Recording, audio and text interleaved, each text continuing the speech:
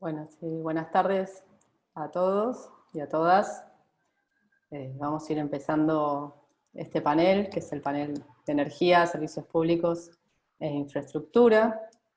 Es el anteúltimo panel de las jornadas del CIDI que está llevando adelante la Escuela de Economía y Negocios de la UNSAM.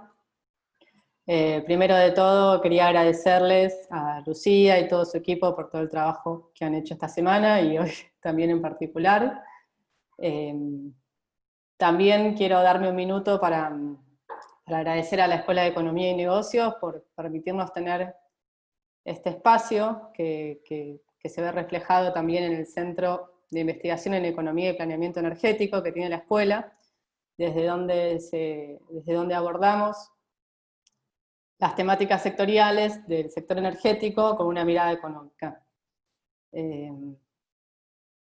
También en la escuela damos la materia de Economía y Energía, que la logramos incorporar hace algunos años, y todo eso nos hace poder incluir a los alumnos y a los investigadores en este análisis, en este sector que es fundamental para el funcionamiento de los países y de las economías. Es un sector que es transversal a todos los segmentos económicos, involucra a los hogares, a los comercios, a las industrias, a los servicios, al agro, a todo, al transporte, a todos los sectores, y es un sector que puede condicionar o favorecer la macroeconomía. Y si todo ello fuera poco, es un sector donde contamos con monopolios regulados y sectores de competencia, y en algunos segmentos también es un sector de constante innovación. Por eso en este panel vamos a abordar el sector desde tres perspectivas bien diferentes que hacen a toda esta descripción que hice recién. Bueno, en el panel tenemos a Diego Margulis, a Cristian Folgar y a Federico Dulcich. Y bueno, vamos a empezar con la presentación de Diego Margulis. Bueno, muchas gracias, Balbina. Permiso, voy a compartir la pantalla para una presentación. Bueno, agradezco mucho la invitación. Si bien en otras ediciones presentaba temas más o he presentado temas más de investigación, esta vez lo que quiero es enfocarme principalmente en temas asociados a la oferta y demanda de energía en la pandemia, durante este periodo de aislamiento. Entonces va a ser una presentación bastante corta, espero que ahí la estén viendo bien. Básicamente lo que quiero ver es mostrar un poco qué es lo que pasó con la energía, la situación general dentro de estos últimos meses. Fue que el 20 de marzo se decretó el aislamiento, y por este aislamiento el principal efecto que vemos es que muchos comercios e industrias tuvieron restricciones a sus actividades. No fue generalizado, pero sí fue en muchas ramas, en muchos lugares del país. Obviamente esto afectó también a las escuelas, que dejaron de tener clase, con lo cual vamos a ver en principio una merma en la demanda energética asociada a industrias y comercios. Por el otro lado, muchos de nosotros empezamos a trabajar desde nuestras casas, los chicos se quedaron en las casas, con lo cual, al menos intuitivamente, lo que vamos a ver es una mayor demanda de energía a nivel de los hogares. Es decir, entonces tenemos menos demanda industrial, más demanda en los hogares. Justamente como se limitó mucho el movimiento también, lo que vamos a ver, o lo que creemos que va a pasar, es que va a haber menos demanda de energéticos para moverse, para el transporte, especialmente transporte privado. Le hace combustibles, y en particular acá, que voy a hablar de energía eléctrica y de gas natural, GNC. Entonces, al menos como idea inicial, lo que nos imaginamos es que vamos a ver una baja en la demanda industrial y comercial, un alza en la demanda residencial y una baja en la demanda de GNC. Entonces la idea es tratar de ver un poco cuál es el diagrama general de todo esto, en qué situación vamos quedando. Lo que voy a presentar son algunos valores generales y son algunos valores industriales para tratar de ver qué fue lo que pasó con la industria en particular. En esto hay que recalcar que CAMESA otorga para lo que es energía eléctrica un montón más de información que la que está disponible para gas. sea por los periodos de tiempo, sea por la posibilidad de identificar industria por industria, con lo cual van a ver que en el sector eléctrico está bastante más detallado. Entonces ahora ya pasando a esto, tenemos un gráfico acá, la línea negra que está arriba de todo, lo que muestra es cuál es la demanda total país, los puntitos, los puntos redonditos, los puntitos a lo que hacen referencia son a los meses de julio de cada año. Entonces el punto negro que está a la derecha de todo es julio de 2020. Lo que vemos, y abajo tenemos el cuadrito con los datos, con respecto al año anterior, lo que vemos es que en junio y julio la demanda total del país estuvo levemente por encima de los mismos meses del año anterior. Acá hay algunas cuestiones de clima, si el clima fue más benigno, fue más frío, etc. Pero lo que vemos es que básicamente la demanda de energía eléctrica está en niveles similares al año anterior para junio y julio, pero abril y mayo, donde ya el aislamiento pegó el mes entero completo, lo que vemos es que la demanda estuvo entre un 7 y un 11% por debajo de la del año anterior. Los otros colores, en el gráfico, el verde es la demanda residencial, el azul y rojo es la demanda industrial y comercial, lo que muestran es una caída grande en la demanda comercial e industrial. Los meses de abril y mayo estuvieron ahí dice, entre el 13 y el 16% de baja en la demanda comercial, y la demanda industrial mucho más. Básicamente bajó la demanda un 25% de energía eléctrica. La energía eléctrica se puede considerar como un proxy muy bueno de la actividad económica, especialmente cuando uno considera la demanda industrial.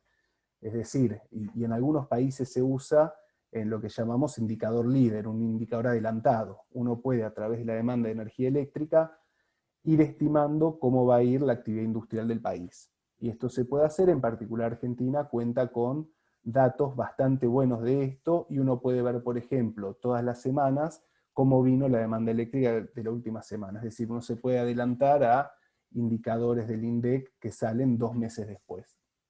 Bueno, dicho esto, lo que vemos para el sector residencial es que en abril y mayo la demanda aumentó un poquito, 5 o 7%, en junio y julio mucho más. ¿Por qué? Porque nos pasamos mucho más tiempo adentro de las casas, entonces eso hace que la demanda aumente mucho.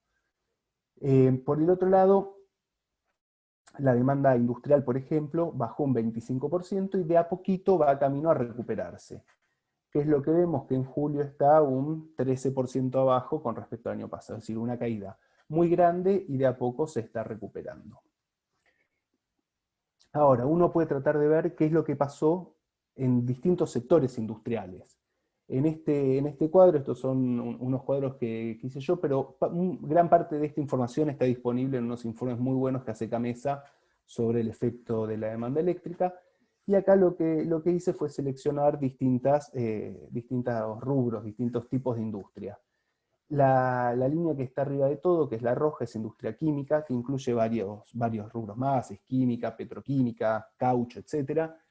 Y lo que muestra es una caída muy fuerte a partir del 20 de marzo y una recuperación paulatina.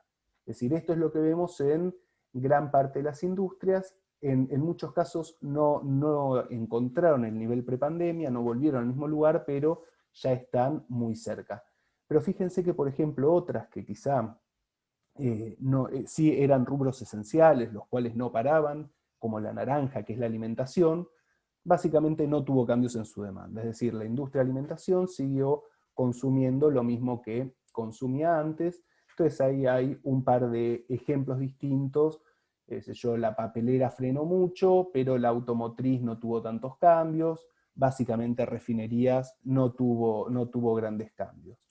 Con lo cual uno puede ver que los distintos rubros industriales tuvieron comportamientos distintos en el tiempo, durante estos meses.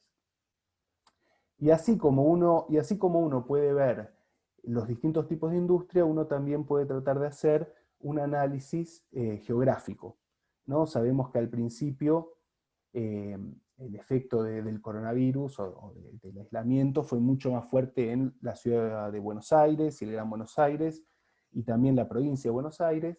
Entonces uno, por ejemplo, acá puede ver para algunas industrias cómo evolucionó la demanda eléctrica. De nuevo, esta demanda eléctrica va a estar asociada al nivel de actividad industrial. Entonces la línea de arriba es la provincia de Buenos Aires, la segunda es GBA. Fíjense que en esos casos hubo caídas muy, muy marcadas. Pero, por ejemplo, otras de las provincias que incluí, como Mendoza, que es la línea verde, o Santa Cruz, que es la línea azul, que está abajo de todo, básicamente no sintieron los efectos en la industria por este aislamiento. Entonces, de nuevo, nosotros quizá estamos mucho más acostumbrados, estamos viendo mucho más la ciudad de Buenos Aires, la provincia de Buenos Aires, o el conurbano, en donde el efecto fue mucho más marcado. En otros lugares esto no fue así de marcado, por el tipo de industrias que estaban, etcétera, etcétera. Y arriba a la derecha lo que puse fue un cuadrito para comparar todos esos días que están ahí incluidos, son lunes. Entonces la idea es comparar el lunes 16 de marzo con distintos lunes, con el lunes siguiente, el 23 de marzo, el 11 de mayo, el 31 de agosto, y lo que vamos a ver es que, por ejemplo, en una semana para la provincia de Buenos Aires la demanda eléctrica bajó a la mitad. Es decir, hubo un efecto muy, muy importante sobre la industria. Eso paulatinamente fue mejorando. Para el 11 de mayo ya estaba el 67%, y ahora en agosto, para fines de agosto, ya estaba casi el 80%. Eso para la provincia de Buenos Aires. Pero, por ejemplo, esto que decíamos, en Mendoza, lo que se perdió de demanda eléctrica fue un 10%, que rápidamente se mantuvo en el mismo lugar. Santa Fe, que tuvo una caída muy grande al principio, también bajó a la mitad de la demanda, rápidamente se recuperó y ahora sí está como provincia en los mismos niveles que antes de que se decretara el aislamiento. Es decir, esto como para mostrar que el impacto en el país, tanto en demanda eléctrica, pero para pensarlo como producción industrial, fue muy distinto. Ahora, un comentario con respecto a la demanda de gas natural. Eso, lo que vimos recién, un poco de demanda de energía eléctrica. En relación a la demanda de gas natural, vamos a ver algo parecido. A nivel país, en abril y en mayo, los momentos más duros, bajó un 10% la demanda de gas natural. En junio ya está básicamente en los mismos valores que el año pasado, y el efecto es básicamente el mismo. Los hogares que aumentan, pasamos más tiempo en casa. En el caso del gas natural, en general, muchos de nosotros nos pusimos a cocinar más, hacemos más uso del gas natural para los distintos servicios que nos da. Entonces la demanda fue aumentando, aumentó en abril y en mayo, y en junio con el frío aumentó más, pasamos más tiempo en nuestras casas. La demanda industrial bajó en valores similares a la eléctrica, 28% en abril, 23% en mayo. En junio bajó menos, lo que da cuenta de una recuperación parcial de la industria, y lo que vemos que se desplomó es la demanda de gas vehicular. El GNC bajó más del 50% su demanda. Básicamente, si viéramos combustibles líquidos, naftas, gasolinas, veríamos un efecto similar, una baja muy marcada del uso de combustibles. Y finalmente lo que vemos en el total es que hubo un 10% de caída en abril y un 8% de caída en mayo. Un comentario de esto adicional, ahora les voy a mostrar con respecto a los generadores de energía eléctrica, que son básicamente la principal demanda de gas en el país.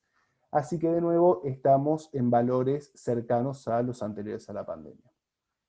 Ahora, ¿qué es lo que pasa con los generadores de gas natural? Y acá el título de esta filmina lo que dice es que la sequía fue un aliado para la industria del gas natural. Básicamente estuvimos con sequía, ahora estamos un poco mejor, pero hubo un nivel de sequía muy grande, hubo una generación muy baja de hidroelectricidad en las dos grandes cuencas que tenemos hidroeléctricas, es decir, la cuenca del litoral, con Yacyretá y Salto Grande, y por otro lado la cuenca del Comahue, con todas las centrales de embalse que tenemos en el Comahue. Tuvimos poco agua, una sequía. Entonces, déjenme acá, que esto es al menos lo que me interesa un poco más para vincular con la industria de gas natural, que los números lo que muestran es que si uno no considerara la demanda de los generadores eléctricos, la demanda de gas natural para generar energía eléctrica, es decir, si nos quedamos con los residenciales, los industriales y el GNC, la demanda de gas bajó un 20% en abril y un 14% en mayo. Es decir, son caídas muy grandes para una industria, la de gas natural, que está acostumbrada a tener mucha previsibilidad en la demanda. Entonces, lo que vemos son caídas muy grandes en la demanda. Ahora, por cómo se enmarca el despacho eléctrico, cómo las distintas máquinas o distintas tecnologías empiezan a generar energía, uno lo que tiene es que en primera medida van las centrales nucleares, que no tienen gran capacidad de modular, junto con las energías renovables. Es decir, si uno tiene energía eólica, el viento está soplando, o hay energía solar en un momento, esa energía eléctrica es la que tiene la prioridad para poder entrar al despacho. Sería una tontería dejar esa energía sin poder utilizarlo en el despacho y que se pierda viento o que se pierda sol. Con lo cual, la prioridad la van a tener siempre las centrales nucleares y las centrales renovables. Después, usualmente, suelen entrar las centrales hidroeléctricas. Esto sí se puede manejar un poco. CAMESA, que es el organismo encargado del despacho, puede indicarle a las centrales hidroeléctricas si conviene que generen en ese momento o no. Hay ciertas limitaciones, pero básicamente lo que tenemos es que todo ajusta con las centrales térmicas. Es decir, las centrales térmicas van a ser las que van a generar todo lo que falte. Lo que tuvimos en estos meses de 2020 fue que hubo mucha mayor disponibilidad de nuestras centrales nucleares, es decir, nuestras centrales nucleares podían generar más energía eléctrica. Tuvimos durante el año un montón de incorporación de centrales de tipo renovable, con lo cual hubo mucha más energía renovable disponible. Y por otro lado habíamos visto que la demanda había bajado un poco. ¿Qué es lo que significa esto? Que en principio iba a haber mucho menos lugar para centrales térmicas. Si había menos lugar para centrales térmicas, iba a haber una demanda mucho menor de gas natural. ¿Qué es lo que dice más o menos los números? Que si la generación hidroeléctrica, la disponibilidad de agua, hubiera sido similar a la del año anterior, las centrales térmicas hubieran consumido entre 6 y 7 millones menos de metros cúbicos día. Para que sea una idea, esto es un montón. Digamos, algunos conocen más los valores de gas, otros no, pero es más o menos un 6% de la oferta que no se hubiera podido colocar. Un 6% que se iba a agregar a los valores anteriores. Es decir, para que decimos que si la generación hidroeléctrica hubiera sido igual a la del año anterior, la demanda de gas natural hubiera sido un 15-18% menos que la del año pasado, lo cual son números muy, muy grandes. Es decir, esta sequía que hubo finalmente hizo que se necesitara más gas para la generación térmica. Si esto no hubiera ocurrido, el golpe para la industria de hidrocarburos y para el gas natural en particular hubiera sido muy, muy grande. En ese sentido, la sequía que tuvimos ayudó un poco o mitigó un poco los problemas para el gas natural. Así que, en lugar de que la baja demanda de gas natural haya sido de 16 o 18 millones de metros cúbicos día, fue solamente de 10 millones. Piensen, estos son valores muy, muy grandes. Bien, entonces, para tratar de cumplir los tiempos, básicamente, ¿qué es lo que vemos lo que pasó con la oferta y la demanda de energía durante este periodo? Vamos a ver que la demanda de energéticos tuvo caídas significativas en abril y mayo, esto es un hecho, pero a partir de junio esto empieza a mejorar, en términos agregados la demanda de energía vuelve a niveles anteriores, pero con cambios muy grandes en la composición. Y esto es un hecho que va a ser bastante importante. ¿Por qué? Porque vemos que todavía la demanda industrial no se terminó de recuperar, y esto tuvo una reacción más o menos parecida a la demanda residencial. Entonces, si bien en valores agregados está en números similares, ¿qué nos trae esto? Que va a haber fuertes consecuencias o fuertes afectaciones en términos de facturas finales y de subsidios. Tanto en gas natural como en energía eléctrica, las tarifas residenciales están ampliamente subsidiadas, tienen un subsidio mucho mayor que las industriales. Entonces, que aumente la demanda residencial y baje la demanda industrial, lo que trae aparejado es que va a haber un nivel de subsidio muchísimo mayor. Esto más allá, en algún momento, si alguien tiene dudas, podemos profundizar y ver. Además va a haber otro montón de factores como las tarifas congeladas, algunos pagos que afectan, que ajustan por tipo de cambio, mientras que otros no. Hay una serie de factores, pero al menos simplemente por ver la composición, la demanda industrial, que no tiene subsidio, tiene muy poco, bajó, y la demanda residencial, que tiene mucho subsidio, creció. Así que los subsidios van a aumentar mucho. Por otro lado, esto va a tener una incidencia en las facturas muy grande. ¿Por qué? Todas las formas de fijar, o que están fijadas en los cuadros tarifarios, están asociadas al volumen consumido. Va a tener alguna particularidad de gas natural con respecto a energía eléctrica, pero por ejemplo en el sector de gas natural las tarifas se fijan de acuerdo al volumen consumido anual. Es decir, de acuerdo a lo que consumimos en el último año, en los últimos 12 meses, va a ser la categoría que estemos, y a mayor consumo en los últimos 12 meses, tarifas más altas. ¿Qué es lo que vimos? Que el consumo residencial aumentó, con lo cual nuestro promedio móvil de 12 meses va a haber aumentado. Vamos a estar cayendo todos en categorías tarifarias más caras. ¿Por qué? Bueno, como consecuencia de estar en casa todo el día y estar consumiendo más energía eléctrica y más natural. Con lo cual, no solo van a aumentar los subsidios, sino que van a aumentar las facturas para nosotros como usuarios. Y algo parecido pasa en energía eléctrica. Al estar las tarifas en función del consumo, vamos a pasarnos a tarifas más caras. No solo vamos a tener que pagar más energía, sino que el precio de esa energía va a ser un precio más alto. Con lo cual esto va a ser algo que probablemente empiece a generar bastante ruido ahora que ya están llegando las facturas de los distintos servicios. Y bueno, como decíamos, el impacto de esto podría haber sido mucho más duro en caso de no haberse dado la sequía.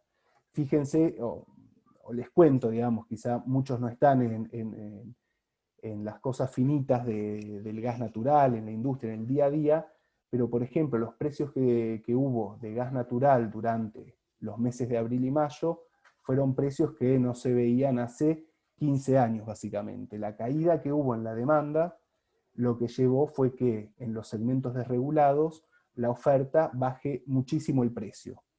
Es decir, quizá un generador de energía eléctrica que podía comprar el gas natural, hoy estaba pagando 1/3 de lo que pagaba hace 2 años por el gas natural.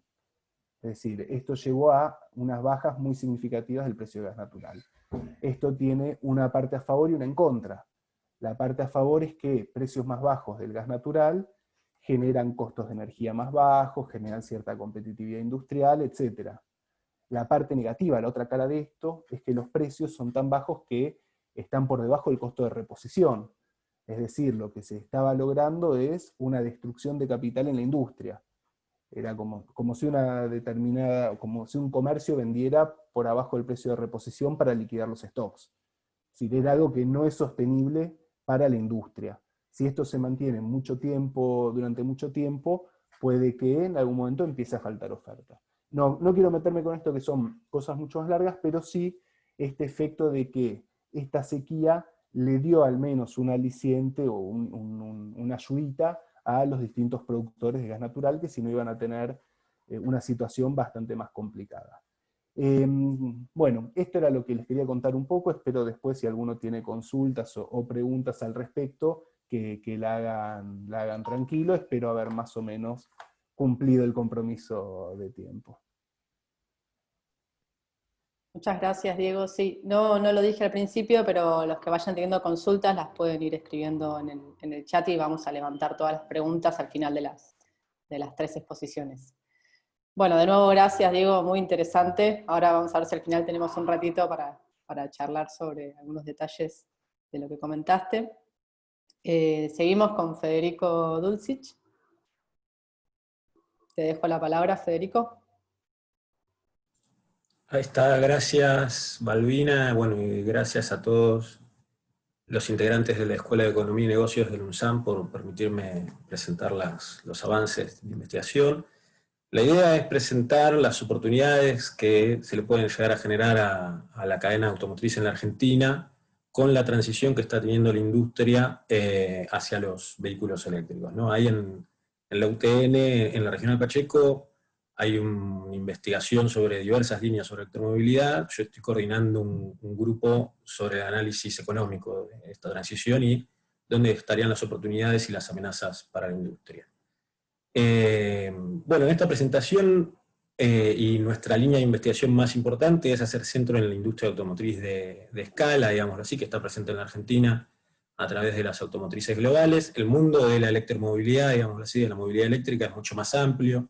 Tiene la micromovilidad, ¿no? Las patinetas, las bicis eléctricas, las motos eléctricas, tiene los camiones y tiene los autobuses. Yo me voy a centrar en automóviles y pickups, que son los dos segmentos más relevantes que tiene hoy la industria automotriz en la Argentina. ¿Por qué? Porque, bueno, son un componente muy importante del valor agregado industrial, de las exportaciones del país, el 11% de las exportaciones totales, y de hecho, si uno quita lo que es el complejo agroexportador, digámoslo así, lo que predomina son las exportaciones automotrices. Esta industria lo que está teniendo son diversos desafíos, digámoslo así, oportunidades con estas transiciones que están pasando, que vamos a tratar de ir interconectando entre todas para ver cómo se relacionan, que es la transición a vehículos eléctricos, la competencia de China, ¿no? Aquí en la Argentina están localizadas y en la región principalmente automotrices occidentales y japonesas, la desregulación del comercio con Brasil y el acuerdo de la Unión Europea, ¿no? Cambios regulatorios que se firmaron, hay que ver si se consolidan o después tienen alguna modificación. Bien, el mundo de los vehículos eléctricos, primero me gustaría contar brevemente qué tipo de vehículos eléctricos hay. Están los híbridos, que combinan las dos motorizaciones. La gran diferencia entre un vehículo de combustión interna y un vehículo eléctrico es el cambio en el tren de potencia, digamos, en el powertrain. Los híbridos lo que hacen es combinar las dos tecnologías, tener un motor eléctrico alimentado por una batería y un motor de combustión interna alimentado por gasolina. Después están los 100% eléctricos, que solo tienen la motorización eléctrica, y los vehículos a hidrógeno, que lo que hacen es tener un motor eléctrico, pero a partir de la combustión de la reacción entre el oxígeno y el hidrógeno. Las baterías estas se pueden recargar también cuando los vehículos frenan, o sea, el motor pasa a funcionar como un generador, digámoslo así, a generar energía y volver a cargar la batería, y a nivel técnico tienen muchas ventajas en el sentido de que son mucho más eficientes energéticamente, ¿no? Cuando se calcula de la batería a la rueda comparado con lo que es del tanque a la rueda en un vehículo convencional. La eficiencia energética de los vehículos eléctricos es mucho más alta, el auto convencional pierde mucha energía en forma de calor, emite mucho menos gases de efecto invernadero, por lo cual eso ayuda a cumplir los compromisos que hay a nivel internacional en términos del Acuerdo de París y combatir el cambio climático.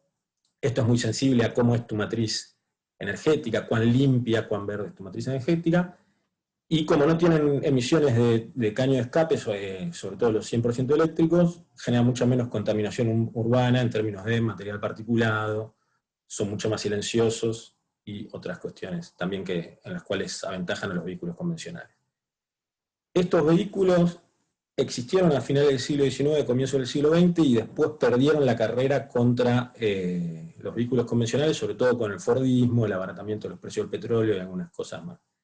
Y desde el 70, sobre todo, están siendo empujados de a poco con prototipos, financiamiento de proyectos de investigación y desarrollo, para abordar los dos grandes problemas que permiten solucionar, que es la contaminación urbana y el tema del cambio climático, ¿no? Y esto en los 90 tuvo un empuje todavía más importante.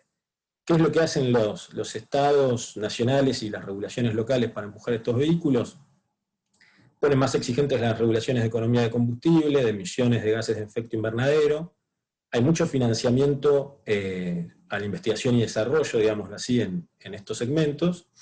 También hay cuestiones de regulación de oferta un poco más complejas, por ejemplo en China, donde ponen objetivos de exportación, de share de exportación a las empresas, y hay también muchos incentivos por el lado de la demanda para cubrir la brecha de precios que todavía tienen con los vehículos convencionales, acceso preferencial a infraestructura, o sea, incentivar el uso de estos vehículos, y las compras y las contrataciones públicas juegan un rol importante, sobre todo en el segmento de autobuses para transporte público y en las flotas de tanto del gobierno como de las empresas.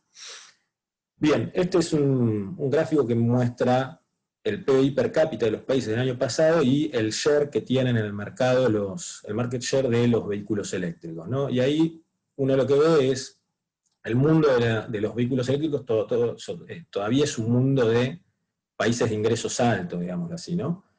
¿Por qué? Porque bueno, está esta brecha de precios que cada vez se está reduciendo más, pero todavía juega un rol, por lo cual son los consumidores de ingresos más altos los que están comprando sobre todo estos vehículos. La gran excepción es China, que considera esta transición como una oportunidad para posicionarse en una industria donde todavía no lo había hecho de manera tan importante, ¿no? China tuvo una transformación y una industrialización muy, muy importante en las últimas 3 décadas, pero en el segmento automotriz todavía no había podido posicionarse tan fuertemente, sobre todo globalizarse, como ya están globalizadas las empresas occidentales y japonesas, entonces están tratando de hacer el salto al liderazgo, digamos, decir, el leapfrogging, de decir, sin llegar a dominar la tecnología convencional, trato de posicionarme en la tecnología de vehículos eléctricos y que eso me lleve al liderazgo en el mercado. Estos vehículos tienen distintos cuellos de botella, o tuvieron y los están solucionando de a poco. Por el lado tecnológico, el costo de las baterías, que es una parte importante del costo de un vehículo. Este costo se fue reduciendo de manera muy importante en los últimos años y se proyecta que va a seguir así. La autonomía de los vehículos también era una de las cosas en las cuales perdían compitiendo con los vehículos convencionales, y también ha aumentado bastante, sobre todo porque como las baterías se fueron haciendo más baratas y fue aumentando la densidad energética de las baterías, eso permitió hacer baterías un poco más grandes sin que los autos sean tan costosos y aumentar la autonomía de esos vehículos. La distribución de la infraestructura de recarga, para que puedan recargarse las baterías, no solo la pública, sino también la privada. Estos vehículos en general se pueden recargar en el hogar y en los lugares de trabajo con las instalaciones pertinentes, y los tiempos de recarga, por ejemplo, para un cargador público de los rápido, un promedio, uno podría decir, son 30 minutos, y todavía eso es lento con respecto a ir a cargar un auto a una estación de servicio.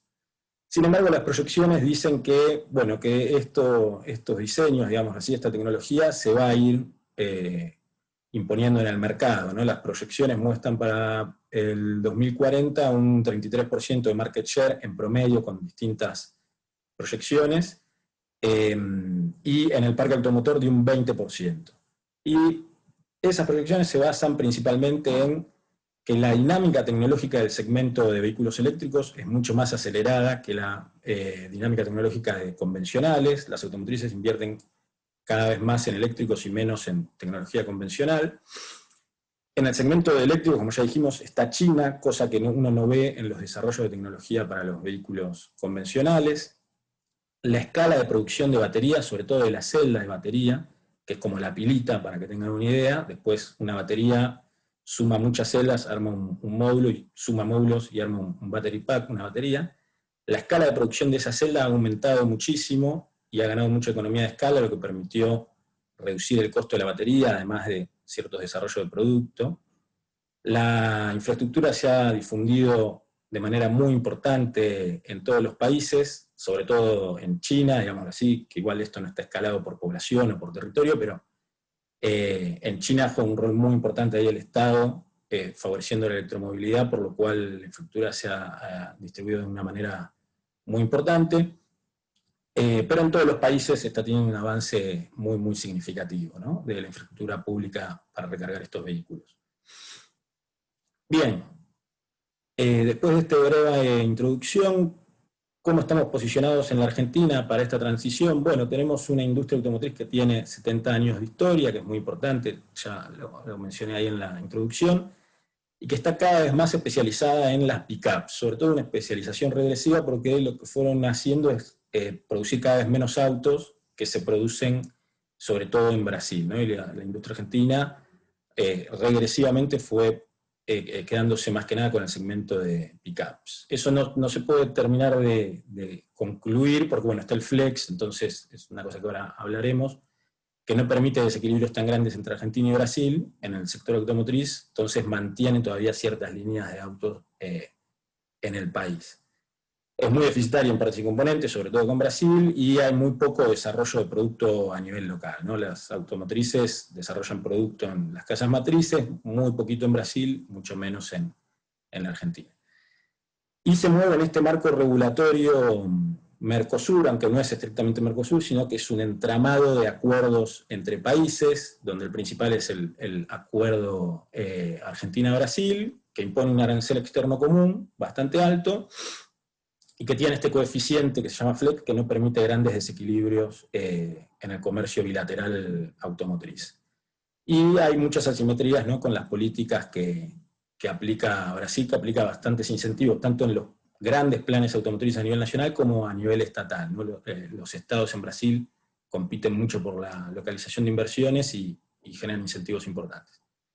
En electromovilidad, en la Argentina, ¿qué es lo que tenemos? Principalmente un incentivo a la importación de vehículos, fue lo más importante que hubo estos años, no sin incentivos importantes a la producción, que fue una cuota con un arancel reducido, un arancel preferencial. Ese arancel que pagan los autos, los vehículos, de 35%, se reducía a un arancel entre el 0 y el 5%, según de qué tipo de auto estábamos hablando, ¿no? Si era 100% eléctrico, híbrido, si se terminaba en el país o no, si ya venía completo.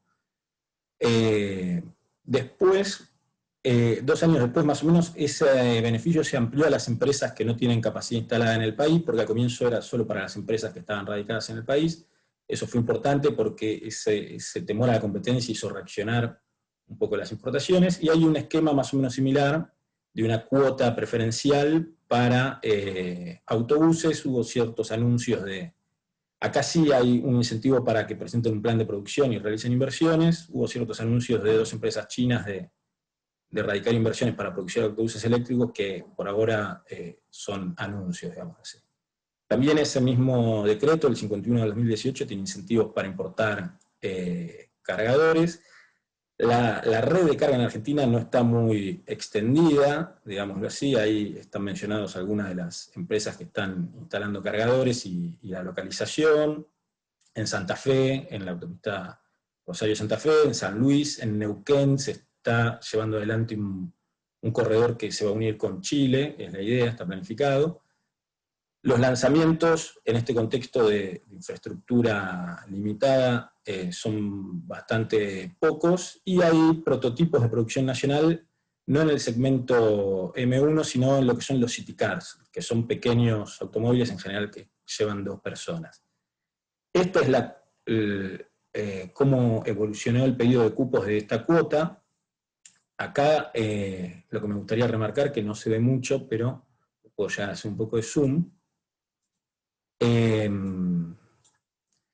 Lo que me gustaría remarcar son 2 cosas. Primero, la cuota venía bastante subutilizada hasta que pusieron esta normativa que permitieron a los importadores también, y no solo a las empresas radicadas en el país, importar vehículos, ¿no? Entonces saltó de 600 vehículos a 2.200 para el 2019. Y lo otro es, lo que entró por la cuota son principalmente vehículos híbridos, dado estas limitaciones que tiene la infraestructura de recarga todavía en el país. Un tercer comentario que uno podría hacer al respecto es, que es una cosa que en la literatura económica está, cuando uno pone una cuota y hay heterogeneidad de producto al interior de esa cuota, de cómo está definida la cuota, los importadores, para maximizar beneficios, lo que hacen es terminar importando los productos más caros, digamos así, ¿no? Porque eso es lo que maximiza la renta de la cuota, ¿no? El arancel preferencial multiplicado por el valor del producto importado. Entonces uno lo que ve es que esta cuota, hay mucho auto de alta gama, digamos así, que está entrando por esta cuota, y ese sesgo puede tener que ver con ese comportamiento que está estudiado en la literatura a nivel general. Bien, ¿qué limitaciones tuvo esta experiencia? Bueno, una es lo que menciona la literatura, estas fallas de coordinación entre infraestructura y oferta. Y en el caso argentino, la limitación más importante, como el mercado argentino es chico, digámoslo así, viene por el lado de la infraestructura, digamos así. La oferta podría haber empezado primero siendo a partir de importaciones, entonces la limitación más importante queda del lado de la infraestructura. En los países pioneros, en los países más grandes, esto demuestra que se genera más lento el proceso de difusión de la infraestructura y de producción, ¿no? Porque hay que coordinar las dos cosas. Si no, las automotrices dicen no produzco autos porque no hay infraestructura, los de infraestructura dicen no invierto en infraestructura porque no hay autos circulando a quien venderles la electricidad. Entonces allá el Estado tiene que coordinar esos procesos de inversiones. En la Argentina hubo litigio sobre la distribución de la energía eléctrica, cuando YPF hizo anuncios de empezar a difundir la infraestructura de recarga, EDESUR planteó que tenía la exclusividad por el contrato de concesión, y el ENRE terminó diciendo, bueno, esto es un negocio no regulado, así que pueden competir, pero demuestra cómo se tienen que ir ajustando la normativa y el marco institucional cuando se crean estos nuevos mercados, digamos, así como el Estado tiene que ir ayornando todo el marco institucional.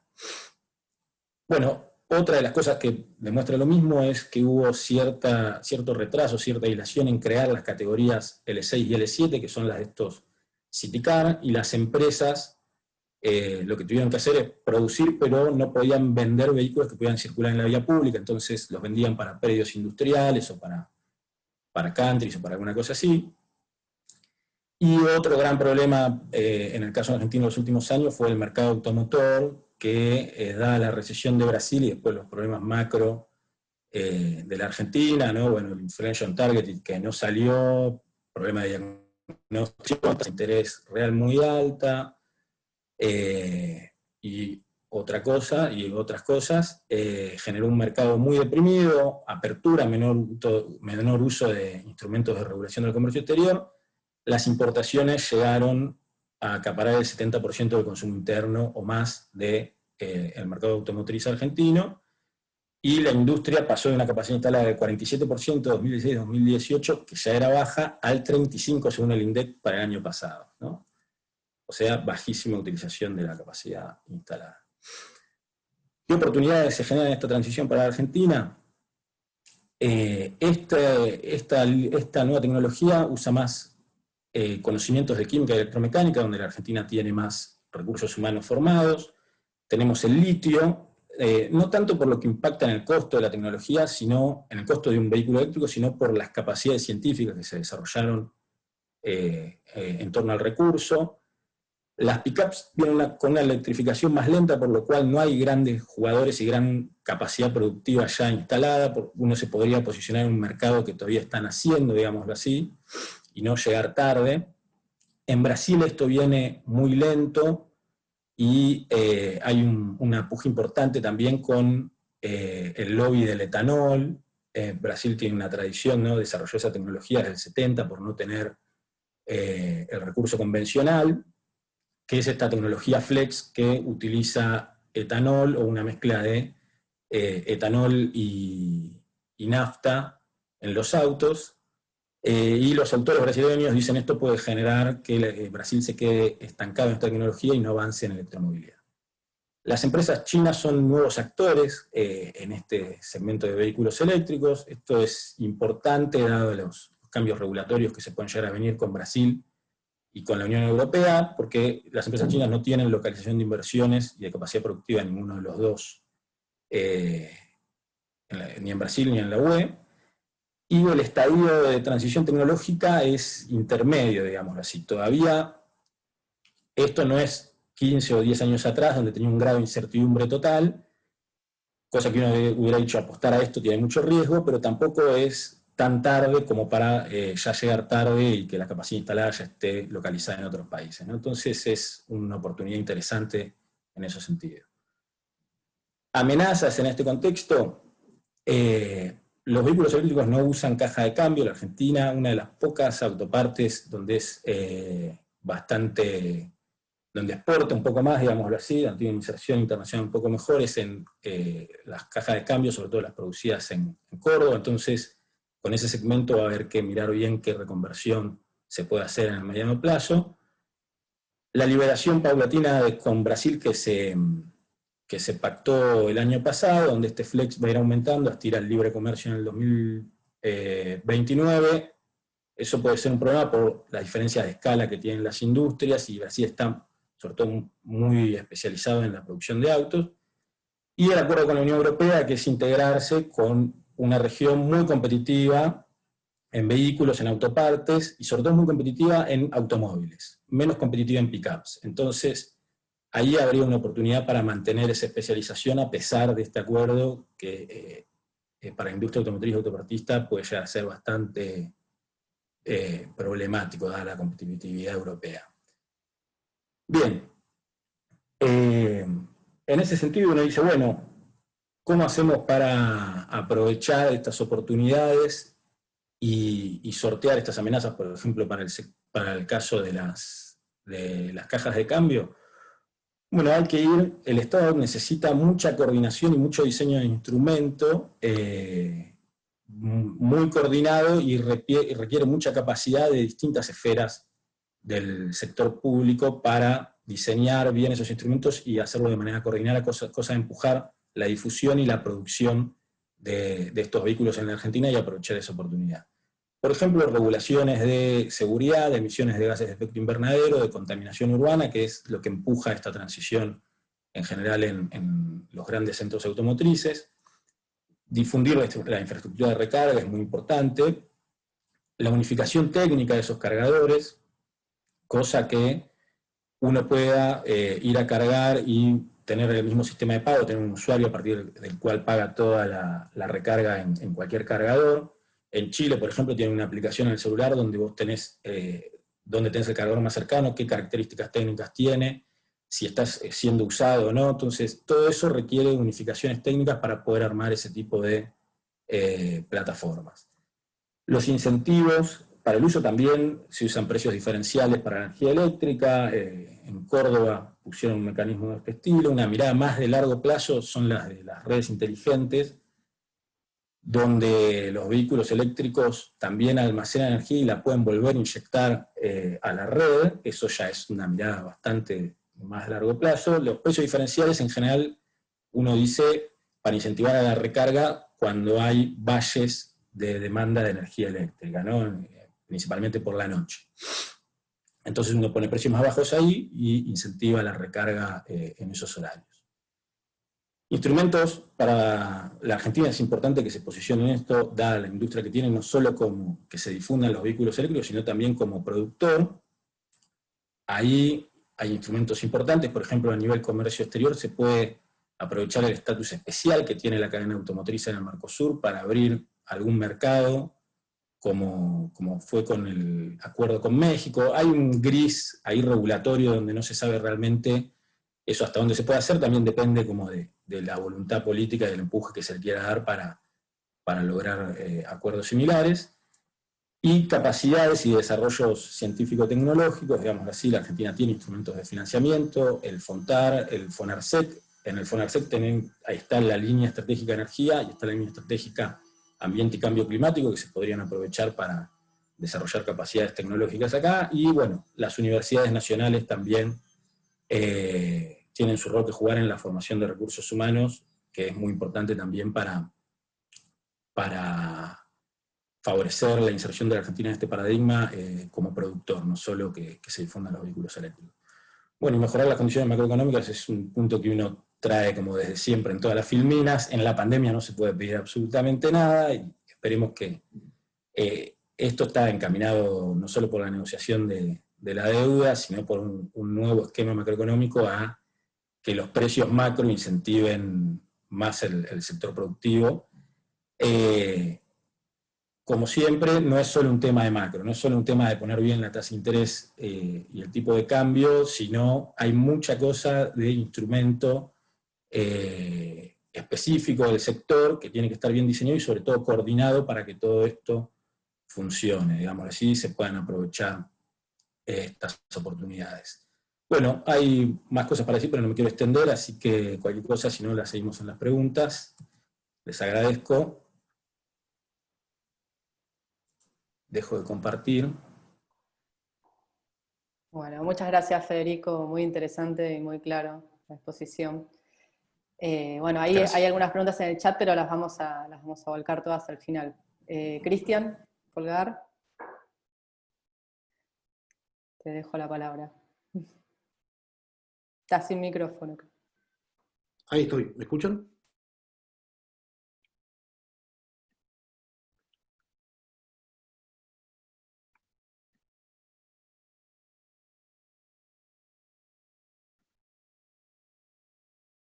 Ahí se ve la presentación. Bueno,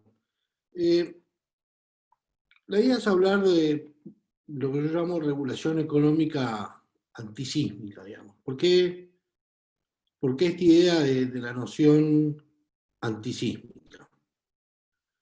Porque básicamente las construcciones antisísmicas no son necesariamente las más rígidas, sino en realidad las que son lo suficientemente flexibles para amortiguar los impactos y no romperse. Digamos, la fortaleza de una construcción antisísmica en realidad no es que es muy rígida, sino que en realidad que es lo suficientemente flexible como para absorber impactos. Y eso es lo que no ha podido tener hasta ahora la regulación económica de los servicios públicos, y no voy a hacer la historia de todos los servicios públicos en Argentina, pero piensen que los servicios públicos en Argentina no resistieron las crisis económicas de fines de los 80, principios de los 90, que dieron origen después a lo que fueron las privatizaciones. No resistieron siquiera la salida a la convertibilidad, en realidad ni siquiera resistieron el agravamiento de la convertibilidad, porque ya a fines del 99, en diciembre del 99, ya se suspendieron ajustes de tarifas, porque en Argentina estaba en deflación, y las tarifas se ajustaban por el índice de precios de los Estados Unidos, con lo cual en diciembre de 1999 ya empezaron a limitarse ajustes de tarifas, no resistieron la salida de la convertibilidad, no resistieron los sucesivos intentos de lo que podríamos llamar coloquialmente el periodo kirchnerista, de dar una serie de normas, y de hecho intentaron varias veces dar una serie de normas y no las pudieron aplicar. Es decir, el mismo gobierno que diseñó las normas no podía aplicar las normas, y nos acaba de pasar lo mismo con el gobierno anterior, donde en algunos casos diseñó marcos regulatorios que no pudo aplicar siquiera el primer ajuste, ¿sí? Justamente porque variaban las condiciones económicas y no había manera de salir de eso. En términos de regulación económica, hay dos paradigmas puros que han probado que funcionan en el mundo, ¿sí? Uno lo llamamos el de tasa de retorno costo-servicios, otro de tarifas máximas o price cap. Tienen lógicas distintas, por eso lo llamamos dos paradigmas. La verdad es que hoy ya no son tan distintos entre sí, porque ha habido mucho benchmark entre ellos y cada sistema ha tomado la fortaleza del otro y han cubierto sus debilidades. Más bien les diría que el costo de servicio cubrió más sus flancos débiles, para ser honestos, pero no es la idea de esta charla, digamos, enfocarnos en eso. Básicamente un mecanismo de costo de servicio, ¿qué lógica tiene? Se le debe reconocer al operador, cualquiera sea sus costos, de modo tal de que se le permita obtener una ganancia razonable. Obviamente no es cualquier costo el que se le reconoce, obviamente no es cualquier ganancia, hay un regulador que establece el parámetro, pero básicamente el objetivo es, o la lógica es, si hay variaciones de costos económicos, eso hay que reflejarlo en tarifa. ¿Para qué? Si el operador es eficiente, pueda obtener esa rentabilidad. Por eso muchas veces lo llaman por tasa de retorno o costo de servicio. Bueno, en esos modelos la rentabilidad es un valor exógeno y las tarifas son endógenas. Deben ser lo que tengan que ser para obtener, o para que se permita obtener, si el operador es eficiente, esas tarifas razonables, esa rentabilidad razonable. El paradigma de los precios máximos o tarifas máximas o price cap es un poco lo inverso. Se fija un cuadro tarifario, se fijan las reglas bajo las cuales se va a ajustar ese cuadro tarifario, muchas veces esas reglas tienen que ver con costos propios o índices de inflación, variables exógenas a la empresa, y la rentabilidad termina siendo la que puede obtener el operador en función de su mayor o menor eficiencia. En términos del pizarrón, esos dos modelos aplicados eficientemente, en condición de tubo de ensayo, debieran tender al mismo resultado. Por supuesto que en la práctica no necesariamente lo es así. Pero ambos modelos, incluso todas las modificaciones aceptadas y que han funcionado en el mundo, tienen una condición básica, que es que las instituciones y las macroeconomías permitan aplicar lo que dicen los marcos regulatorios, ¿sí? En el modelo de tasa de retorno, si hay variaciones en los costos, hay que trasladar los costos a tarifas. Eso implica cierta fricción regulatoria, que es lo que ocurre habitualmente y qué es lo que pasó en Argentina. ¿Sí? Hace un tiempo atrás, no el gobierno de administración Macri, sino el gobierno anterior, hubo algunos acuerdos que se hicieron con las empresas que tendían mucho a esto de costo de servicio. ¿Qué terminó pasando? Las polinómicas daban alta, como daban alta las polinómicas, el gobierno le decía al operador, no apliques los ajustes de tarifas, pero bueno, no le pagues la energía a Camesa, entonces después iba el Estado y subsidiaba a Camesa, con lo cual nos terminamos rascando la oreja izquierda con la mano derecha, pero la cuestión es que no aplicábamos el mecanismo de ajuste. Y por el lado de las tarifas máximas, también nos ocurrió lo mismo. Básicamente todas las empresas tradicionales reguladas que surgieron en las privatizaciones tienen marcos regulatorios que están orientados a las tarifas máximas. Les pasó, por ejemplo, al gobierno anterior. El gobierno anterior hizo las revisiones tarifarias integrales, fijó el parámetro de ajuste para los nuevos cuadros tarifarios, se dispara la inflación, se suspenden los ajustes del cuadro tarifario. Con lo cual, son modelos que han probado ser exitosos en el mundo, pero no resisten grandes variaciones macroeconómicas, no resisten sismos. ¿Sí? La diferencia entre los sismos geológicos y los macroeconómicos es que nuestros sismos son endógenos, nos los generamos nosotros mismos, no son eventos exógenos de naturaleza. Nosotros mismos nos metemos en los problemas macroeconómicos, por lo cual no podemos aplicar muchas veces las reglas que nosotros mismos ponemos. Ahora, en cualquier caso, más allá que parezca un juego de palabras, eso afecta al tema de la infraestructura. Con lo cual, surge que es necesario hacer un tipo de regulación que se adapte a lo que nos pasa a nosotros, que se adapte a nuestra patología. A mí me gusta jugar siempre con la idea de que los economistas somos como médicos. Los médicos tienen pacientes, no enfermedades. ¿Sí? Y el médico tiene que entender el paciente que está tratando, no solo la enfermedad que tiene el paciente. ¿Cuál sería el camino lógico? Y uno dirá, bueno, si el problema es la macroeconomía, si el problema es la estabilidad macroeconómica, la culpa no es de los marcos regulatorios, la culpa es de la macroeconomía, ordenemos la macroeconomía. Es cierto, es una solución lógica. El punto es que para ordenar nuestra macroeconomía necesitamos tener infraestructura y servicios públicos de calidad. Es decir, los servicios públicos y la infraestructura son una parte de la solución. No podemos ordenar la macroeconomía sin ordenar los servicios públicos, porque ya lo hemos visto, por ejemplo, en el periodo 2007-2011, que, y acabo de usar palabras del actual presidente de la República, los subsidios perforaron el modelo. El modelo de los superávit gemelos, que tanto hablan los economistas, o hablamos los economistas, bueno, sufrió por los subsidios. Con lo cual, no podemos suponer que en un país con las características de Argentina, con los problemas de infraestructura y de calidad de servicios públicos que tenemos, vamos a poder ordenar nuestra macro, porque no vamos a poder ser competitivos exportando. Y un motivo o drivers que va a tener nuestra economía para crecer es la exportación. Cuando nosotros queremos exportar, competimos. Y cuando hoy en día, dado lo interrelacionado que están las cadenas de valor, compiten los estados. Con lo cual, la opción de nos ordenamos primero y viene la infraestructura después, no nos va a funcionar porque nos va a costar muchísimo ordenar nuestra economía, si es que lo logramos, con malos servicios públicos o una mala infraestructura. El Estado muchas veces no puede aplicar estabilizadores automáticos que absorban los riesgos y las consecuencias de los shocks macroeconómicos, porque la primera circunstancia en un shock macroeconómico es bueno, que el Estado subsidie. Bueno, en Argentina muchas veces los shocks macroeconómicos vienen porque se agotó la capacidad fiscal o los grados de libertad del Estado, con lo cual muchas veces el shock viene porque el Estado está agotado. Entonces, cuando llegamos al shock, el Estado ya no puede actuar. Entonces, no tenemos la posibilidad de hacer políticas anticíclicas. ¿Sí? Un caso, por ejemplo, es lo que nos está pasando en este momento.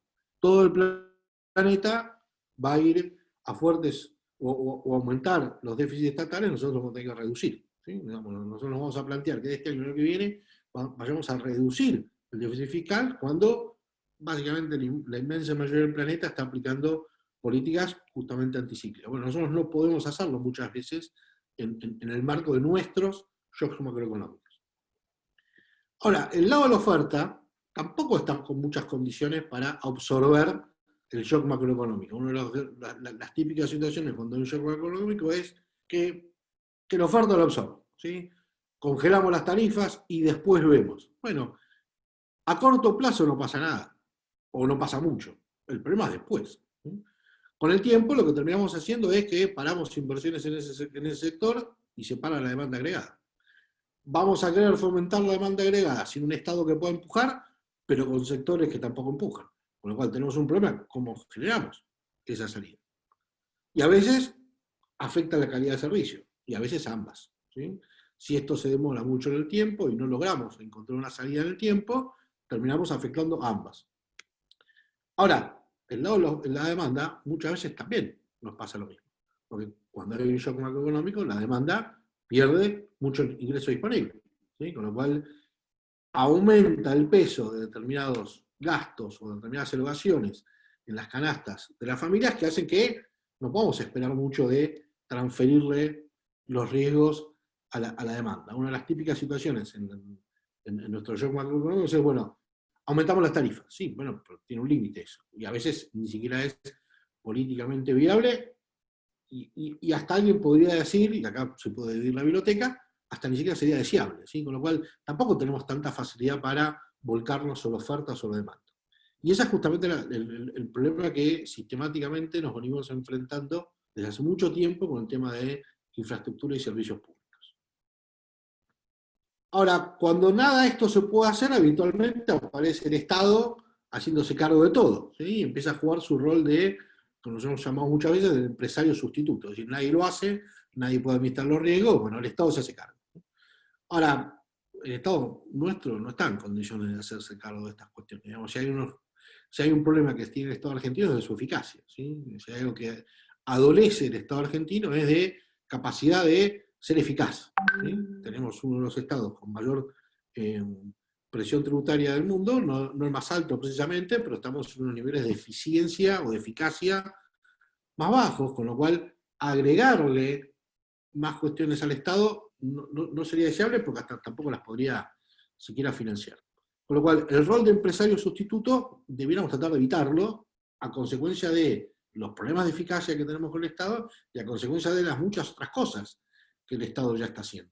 Y la verdad que nosotros tenemos el ejemplo de muchas distribuidoras eléctricas siendo operadas por el Estado, Córdoba, Santa Fe, Entre Ríos, y tampoco nos muestran resultados muy distintos en los momentos de shock macroeconómico, con lo cual tampoco fácticamente podemos decir, bueno, esa es la salida.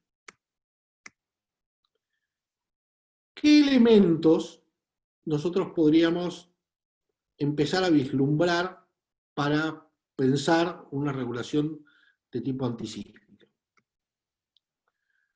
Bueno, lo primero es que tenemos que abandonar esa idea de que le podemos trasladar sin consecuencias los riesgos o a la oferta o a la demanda. ¿Sí? ¿Cuál es el típico de la demanda? Bueno, las tarifas están en dólares. Después vamos a ir a ese tema, que en realidad no es tan así que las tarifas estén en dólares, pero supongamos que fuera el argumento. ¿Sí? Supongamos por el momento, para seguir el razonamiento, las tarifas están en dólares. ¿Y cómo hace la gente para pagar si sus salarios se licuaron? Es decir, ¿cómo absorbe la demanda ese riesgo que no maneja? Porque no es la demanda la que devalúa, no es la demanda la que maneja el valor del peso. Bueno, ¿y cómo lo maneja la oferta? Porque si a la oferta le trasladamos riesgo, decimos, no, mirá, acá hay un shock macroeconómico, vos no vas a tener aumento de tarifas. ¿Cómo hace para manejar sus costos? ¿Sí? Si los costos le están aumentando. ¿Sí? Entonces en algún momento vamos a terminar degradando el servicio. Y la verdad que si esas empresas tuvieran ganancias excedentes, bueno, podríamos estar ante un caso, pero la verdad que si tienen ganancias excedentes ya tenemos un problema de funcionamiento del Estado, porque no debieran tenerlas. ¿Sí? Pues justamente una de las cosas por las cuales se regulan los servicios públicos es para que no tiendan a tener ganancias excedentes, o por lo menos no sostenidamente. ¿Sí? Si una empresa pudiera absorber un rally inflacionario sin tocar sus tarifas, en realidad significa que está mal hecha la tarifa. Ahora, la pregunta que tendríamos que hacer es, ¿qué le pasa a un mercado que está en competencia perfecta o si es muy competitivo cuando hay un shock macroeconómico? Es decir, ¿por qué nosotros suponemos que si hay un shock macroeconómico en el área de servicios públicos no debiera pasar nada? ¿Por qué si en cualquier mercado competitivo pasan cosas, nosotros suponemos que la regulación garantiza determinadas cuestiones? Es decir, ¿es un derecho adquirido estar aislados de lo que pasa? Porque la regulación lo que trata de emular es un mercado competitivo. Nosotros regulamos económicamente a los servicios públicos porque no puede haber competencia. Porque si hubiera competencia no los regularíamos. ¿Sí? No es que se regulan los servicios públicos solamente porque son importantes, porque si no habría un montón de bienes y servicios que también los regularíamos porque son importantes. En realidad los regulamos porque es la mejor manera de proteger a la economía de la pérdida de bienestar que podría generarse por el abuso de posición dominante de los monopolios naturales. ¿Sí? Y la regulación trata de emular los resultados de competencia perfecta, que es, por ejemplo, la rentabilidad justa y razonable, y los beneficios ordinarios de la competencia perfecta. Con lo cual, el objetivo último de la regulación es, de alguna manera, llevarnos a la competencia perfecta. Bueno, cuando hay shocks macroeconómicos, todos los mercados sufren. Este no va a sufrir. Es decir, ¿por qué inversores o demandantes tendrían que quedar absolutamente neutros si no han quedado neutros todos los oferentes y todos los demandantes de los otros mercados distintos a la infraestructura? Digamos, no podemos asumir que los vamos a aislar a oferta y demanda de todos los riesgos, porque no se aísla la oferta y demanda de todos los riesgos en el resto de la economía. Obviamente, un elemento principal y fundamental sería tener un Estado que pueda actuar anticíclicamente como una suerte de estabilizador automático, ¿sí? Que de alguna manera el desajuste que se nos produce entre el costo económico de prestar el servicio y lo que le queremos trasladar a la demanda en un momento de shock macroeconómico, bueno, el Estado podría salir ahí e intervenir. Bueno, idealmente sería bueno tenerlo. Pues un motivo más por los cuales el Estado argentino debiera tener el músculo para generar políticas anticíclicas. ¿Sí? Lamentablemente no lo tenemos, ¿sí?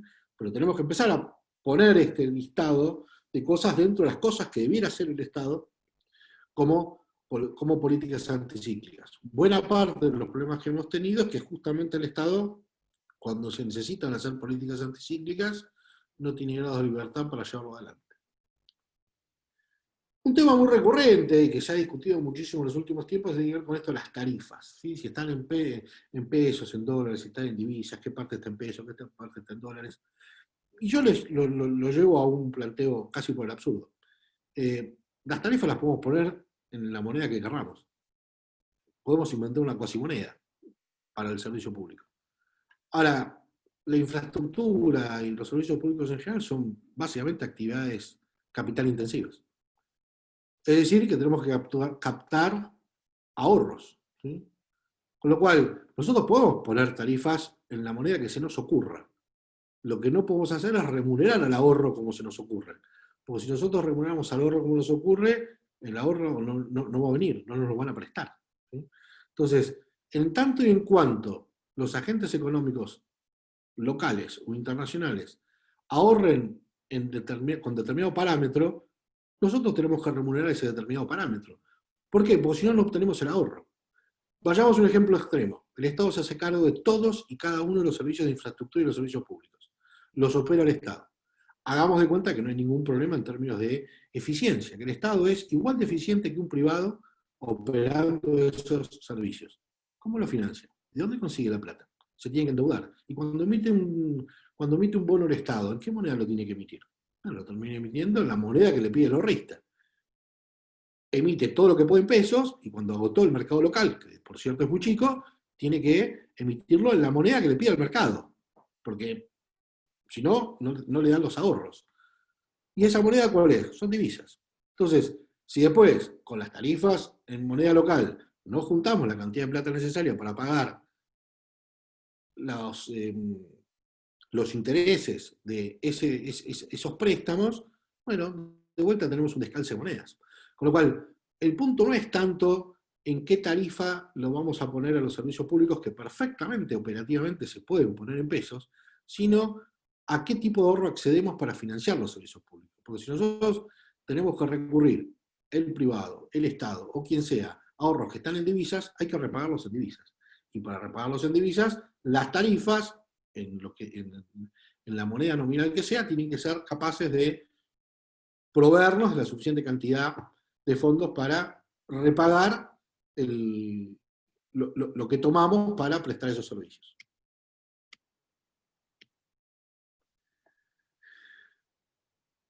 Una manera también de amortiguar el impacto de un shock macroeconómico es algo que en los marcos regulatorios tradicionales se intenta no hacer, que es algún tipo de segmentación de las tarifas o de velocidad de ajuste. ¿Por qué? Porque el shock macroeconómico no le pega a todo el mundo por igual. Los productores de bienes transables no se ven igual de afectados ante un shock macroeconómico, por ejemplo, una devaluación fuerte, que los productores de bienes no transables. Con lo cual, ¿por qué le vamos a aplicar el mismo criterio a todos? ¿Y por qué todos van a ir a la misma velocidad? ¿Sí? Producido el shock, tenemos que pensar en el hecho que no es habitual en la literatura de la regulación económica, que no sería lo más recomendable, que no es lo que más nos gusta, pero es lo que tenemos a mano, que es, de última, salir con velocidades distintas.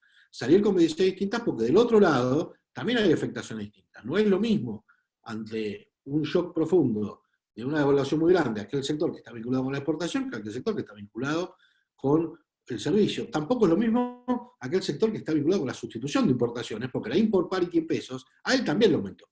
Con lo cual, ese sector también tiene una capacidad de pago distinta, que puede ser no el traslado pleno, pero tiene una capacidad de pago distinta que un asalariado común y corriente. Otra manera es plantear de antemano que ante determinados shocks macroeconómicos, ante determinadas bandas de modificación de los costos económicos, hay una parte del costo económico que directamente se convierte en un activo regulatorio y la unidad de negocio lo capitaliza para recuperarlo después. Es como que si nosotros comparáramos el derecho a endeudarnos con el propio operador del servicio o proveedor de los activos ante el caso de un shock. ¿Sí? No sale el Estado a cubrir vía subsidios, que a lo mejor se tiene que endeudar, sino que se endeuda directamente con el operador del servicio.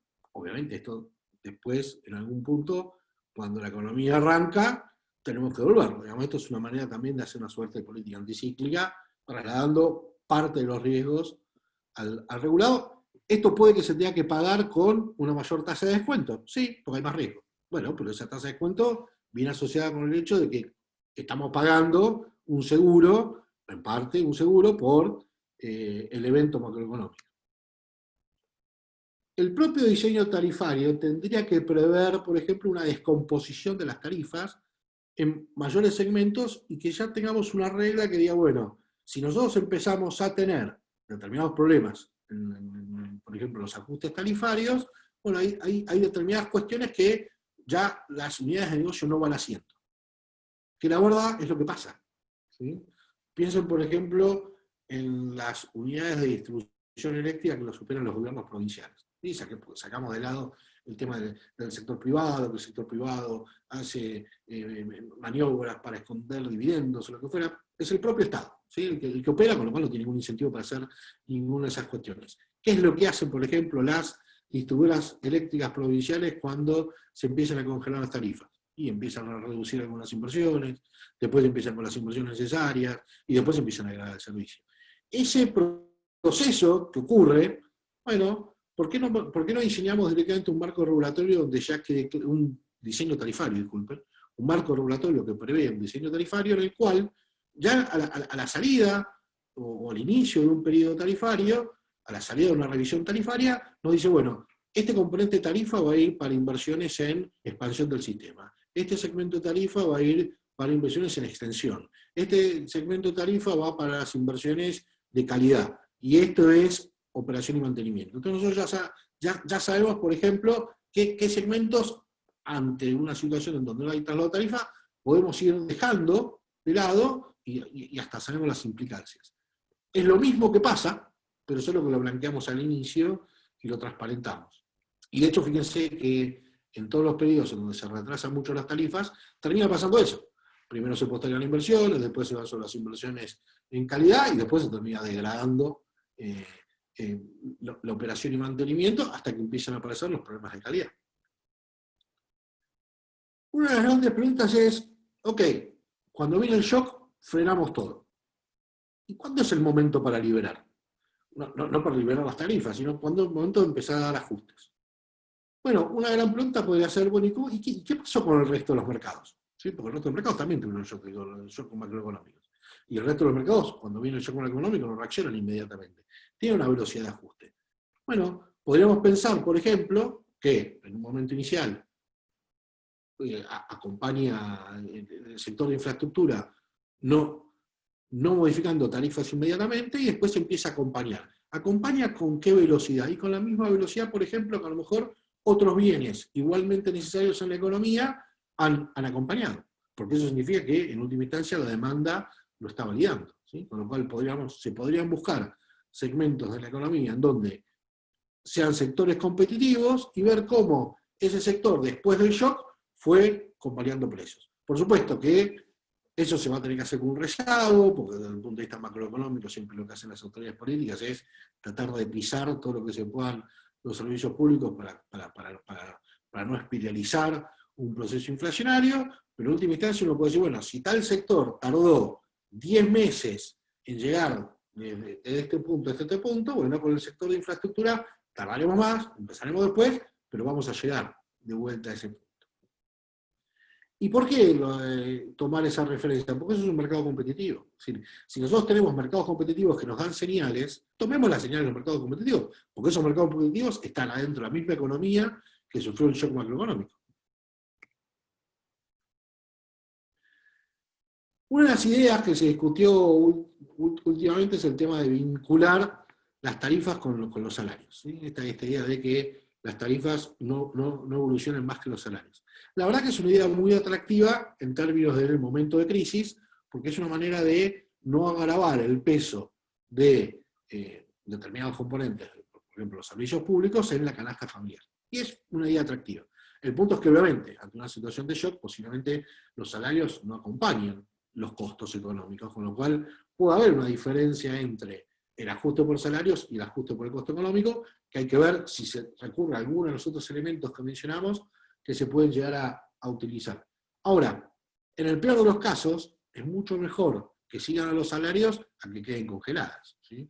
Porque si nosotros miramos la historia pasada nuestra, ante shocks macroeconómicos, ni siquiera siguen los salarios, ¿sí? Con lo cual, quizás, de todos los elementos que he mencionado, muchos se pueden aplicar combinando. Uno puede decir, bueno, se ajusta por salarios y después el resto va a un activo regulatorio, o una parte se ajusta por salarios y la otra parte la aporta el Estado y la otra parte a un activo regulatorio, o una parte se postergan inversiones para más adelante. Todos los elementos que hemos mencionado, que he mencionado, fíjense que de alguna manera se pueden armar, tipo rompecabezas, un poco también en función de la situación de cada momento del Estado. El punto es que el marco regulatorio lo tenga previsto, ¿sí? Porque si nosotros seguimos con este tema de, hay un aumento, tengo que discutir los precios, como no me gustan los precios, los postergo sin plazo, bueno, estamos en el peor de los mundos, vamos, porque es el peor de todos los riesgos, porque se hace inmanejable el riesgo para la demanda, para la oferta, y perdemos demanda agregada, perdemos calidad de infraestructura, que muchas veces la necesitamos para salir del problema en el cual estamos. Bueno, muchas gracias. Espero haber terminado bien el horario. Muchas gracias, Cristian. Muy interesante todo lo que comentás. Bueno, acá hay varias preguntas en el chat. Diego, empezamos con vos. ¿Estás ahí atento? Sí, señora. Tenemos una que dice, el gráfico con el consumo de gas natural entre 2013 y 2019 tiene una tendencia estable, pero una volatilidad estacional cada vez mayor. ¿Cuál podría ser una explicación a ello? Y el tema de la demanda, ¿te digo otra? Sí. El tema de la demanda residencial de electricidad, y tal vez gas también, si es posible discriminar por nivel socioeconómico. Bueno, bien, vamos con los dos puntos. Punto 1, me parece que hacían referencia a este cuadrito, que efectivamente, bueno, muestra una tendencia más o menos estable, pero una volatilidad más grande. Esto sube, esto baja. Y acá lo cierto es que después hay que ver en cada situación particular qué es lo que pasa, porque puede haber efectos de temperatura, que uno puede tener un invierno más cálido, un invierno más frío, que eso genere mayor demanda o menos, pero al menos pensándolo en general, digamos, en gas hay un pico muy fuerte en invierno, y en verano esto puede bajar, por ejemplo, por mayor generación renovable, que haga que baje la demanda de gas para los generadores. Entonces eso puede hacer que baje la demanda. Y con respecto a la suba, y algún comentario ahora, creo que había otra pregunta sobre qué es lo que estaba pasando ahora con respecto al consumo de líquidos, es decir, los consumos de líquidos para generación eléctrica habían básicamente desaparecido, bajado mucho, mucho en los últimos 2 años, venían de valores crecientes muy altos, que era parte de, bueno, o que generaban en parte parte del déficit comercial argentino, con importaciones muy altas de gasoil y fuel oil. Eso fue disminuyendo y este año volvimos al consumo de líquidos. Y acá se puede ver, digamos, o puede haber distintas aristas. Por un lado, hubo una decisión en octubre de 2018 que era darle salida a uno de los barcos regasificadores que teníamos.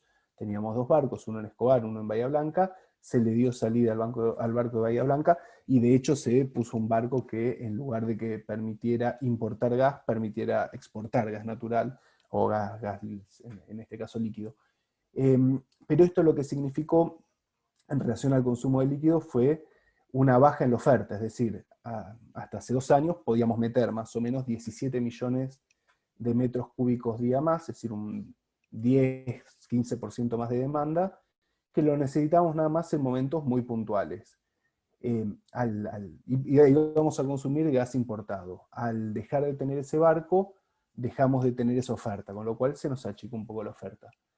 Un comentario adicional es que hubo un poquito menos de inyección en Neuquén, bajó un poquito la inyección de Neuquén. Básicamente tuvimos un poco menos de gas, tanto porque podemos importar menos como por gas local. Por otro lado, con respecto al consumo de líquidos, lo que tenemos es que hay situaciones muy puntuales. Si tenemos un julio muy frío, la demanda residencial va a aumentar mucho para calefaccionarse.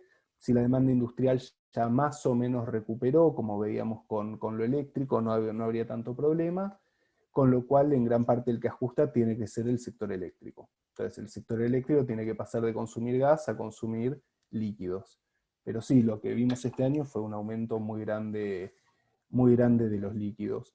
Y con respecto al otro comentario, déjenme compartir, estoy compartiendo creo esta pantalla. Se ve, ¿no? Esto, se ve la presentación, esta. ¿Sí? Sí, estamos viendo la de los solares. Gracias. Un comentario con respecto a esto que decían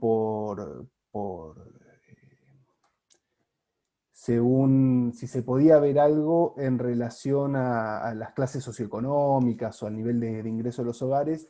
Esta es una presentación que le di a la competencia, a la Escuela de Ingeniería, hace 2 semanas.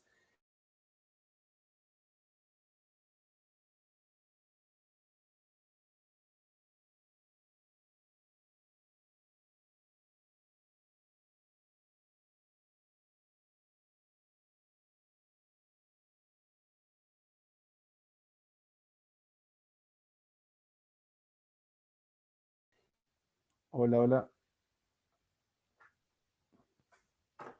Diego, ¿estás? Hola, ahí estoy. ¿Me Ahí escuchan? está. ¿Me Sí, escuchan? perfecto. Perdón. Perdimos en un momento. Sí, Ahora yo sí. los vi a todos congelados, pensé que Ah. se habían quedado mudos, pero después me di cuenta que no, que era... No, hay una encuesta que es la encuesta nacional de gasto hogar, una encuesta que se hace cada poco menos de 10 años, que permite dar bastante información.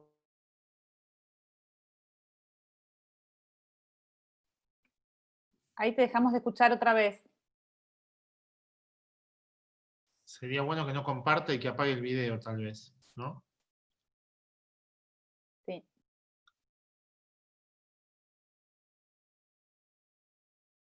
¿Te parece, Balbina, que sigamos con otra de Sí, las a ver. preguntas, tal vez? Porque Sí. tenemos poco tiempo. Bueno, Dale. Sí, ahora vuelvo con otra red. Ay, gracias. bueno, Diego, disculpa. Perdón. Bueno, Federico, acá tenemos 2 preguntas para vos también. Un comentario que dice que Alemania está perdiendo parte del mercado de la industria automotriz porque le está costando reconvertir su producción en autos eléctricos, ya que las tecnologías son muy diferentes entre el modelo tradicional y el eléctrico. En cambio, China está mostrando la delantera en vehículos eléctricos, no es una afirmación, sino es una consulta. Y por otro lado, ¿qué perspectivas tenés respecto a los vehículos, al mercado de vehículos eléctricos o a la movilidad eléctrica en relación a la apuesta que hay en desarrollar vaca muerta y gasificar un poco la industria y el transporte?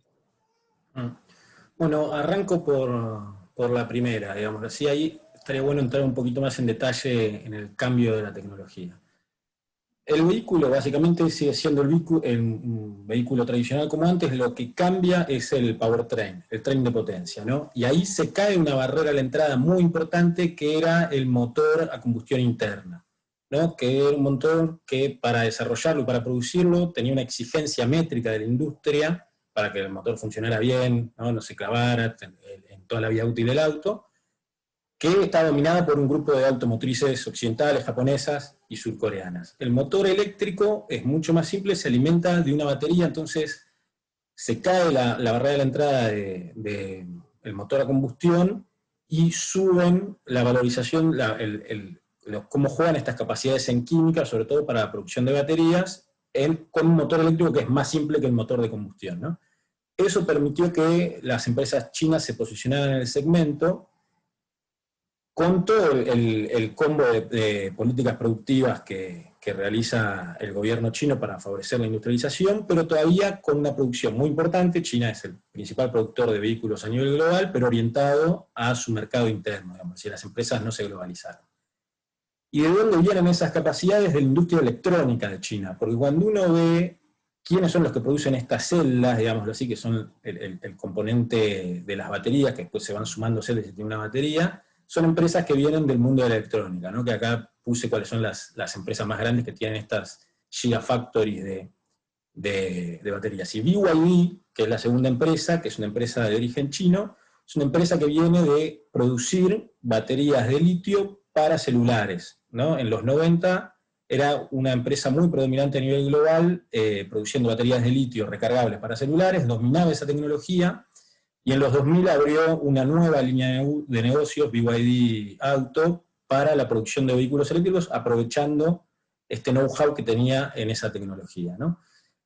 A las empresas occidentales y japonesas, incluyendo las alemanas, como dice la pregunta, lo que están tratando de hacer es reconvertirse e incorporar esas capacidades, muchas veces para el segmento de las celdas lo que hacen es armar joint ventures o tener proveedores a algunas de estas empresas, pero realmente es una capacidad, un know-how muy específico que está muy concentrado en estas empresas para el lado de las celdas. Y por el lado de los motores, mientras antes en general las empresas tenían producción propia, desarrollo propio de motor de combustión, ahora también usan lo que se llaman los proveedores del Tier 1, los del primer anillo.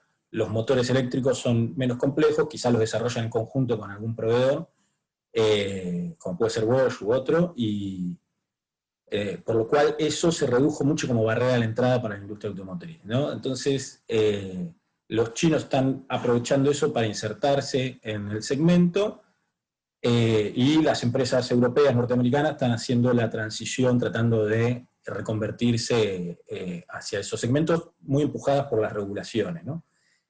Por eso está planteado el tema de que es una oportunidad para la Argentina, porque la Argentina una de las cosas que no tiene es producción de motores de combustión interna, ¿no? Esa capacidad se fue perdiendo lamentablemente en la trayectoria histórica de la Argentina, sobre todo a partir de los 90, ya quedó muy poco de producción de motores de combustión, se localizaron, las empresas se localizaron principalmente en Brasil. Es una oportunidad para volver a incorporar eso y aprovechar también las ventajas que puede haber para la producción de baterías. Estos volúmenes de producción de celdas son muy altos, es una industria de mucho know-how y de mucha producción a escala muy alta. Entonces uno piensa que para lograr inversiones de este estilo, ¿no? De escala mínima eficiente, la Argentina tendría que avanzar en electromovilidad, cosa de tener una demanda a partir de la cual estas empresas pudieran empezar a localizar la producción de celdas de manera tan alta y ir integrando toda la industria, digamos.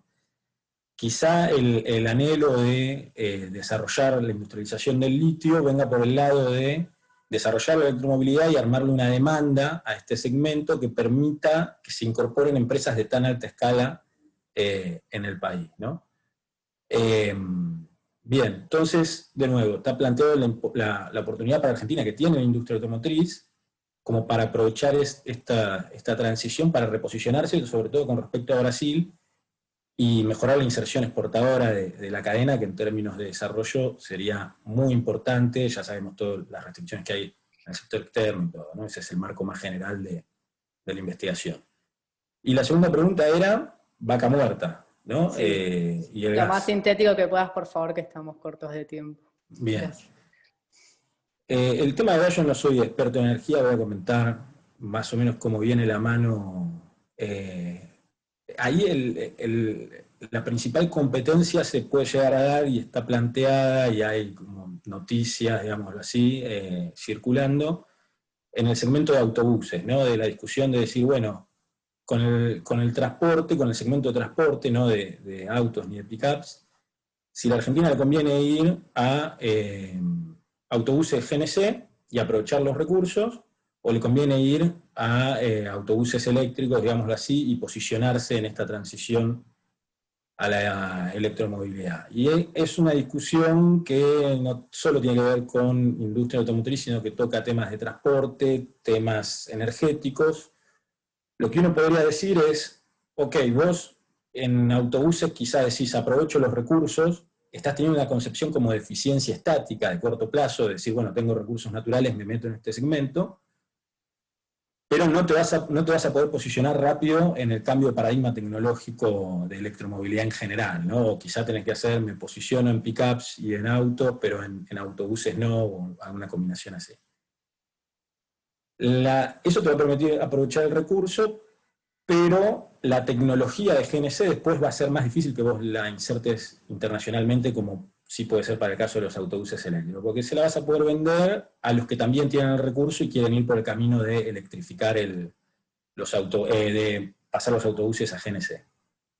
En ese sentido, ahí es una cosa como más de corto o mediano plazo, y también lo que hay que decir es, el GNC es mejor que el diésel, pero en términos ambientales y en términos de contaminación urbana sigue siendo una tecnología que emite gases de efecto invernadero, sigue siendo una tecnología que genera más contaminación urbana que los autobuses eléctricos, digamos así, ¿no? Entonces, ahí hay una estrategia entre corto y mediano y largo plazo que requiere un análisis muy fino, digámoslo así, de las distintas tecnologías, y también de qué otras alternativas tenés para el gas, ¿no? Porque si uno no usa el transporte público de autobuses para demandar el GNC, bueno, ahí, ¿no?, se puede pensar estrategias de planta de licuefacción, exportarlo, a través de licuarlo. Entonces ya entramos en una temática muy interdisciplinaria, donde el Estado tiene que hacer interactuar muchas esferas para tomar decisiones estratégicas que competen al tema industrial, transporte y energía en su conjunto, ¿no? La electromovilidad es un mundo que toca las tres esferas y requiere esa mirada interdisciplinaria y desde el Estado esa coordinación de organismos. Bueno, gracias, Federico. Tengo una última, disculpen que nos tomamos 2 minutitos más, así Cristian puede responder una pregunta. Tengo, Cristian, acá una consulta que dice, bueno, si la idea que planteaste para pensar diseñar salidas de shocks en el mercado energético, shocks macroeconómicos, cambiarios, etcétera, ¿es viable en la estructura vigente en Argentina de precios desacoplados, costos versus tarifas, o solo es aplicable en un mercado donde las tarifas convaliden los costos?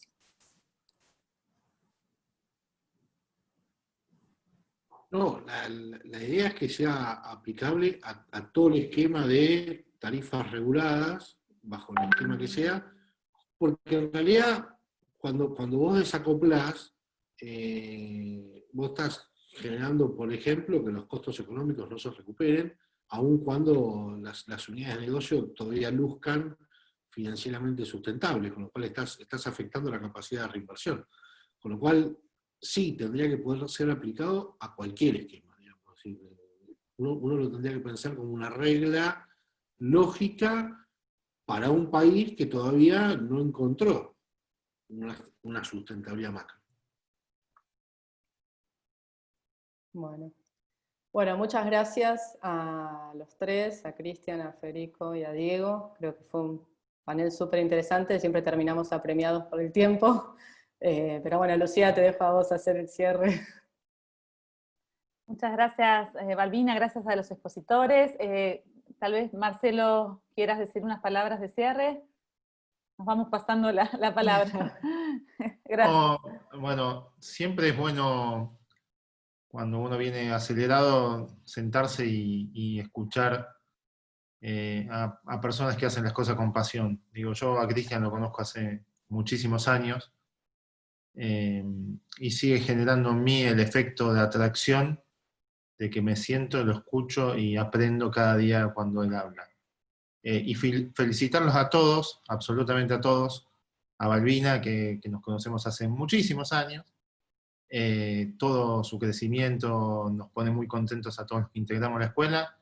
A Diego, que ha hecho una exposición muy importante, y a Federico, que también, y justo le he recomendado a un amigo hace 2 minutos. Así que, nada, muy contentos de que llegamos al último día, al último panel, nos falta la mesa de diálogo final. Recorrimos los 5 días con una mezcla de sensaciones, con un trabajo intenso, y que los espero a todos a las 6 de la tarde para que podamos cerrar esta 5ª semana de la investigación de la Escuela de Economía y Negocios. Así que muchísimas gracias a todos, de nuevo gracias a los expositores, y nos vemos a las 6 de la tarde. Hasta luego. Muchas gracias. Chau, chau.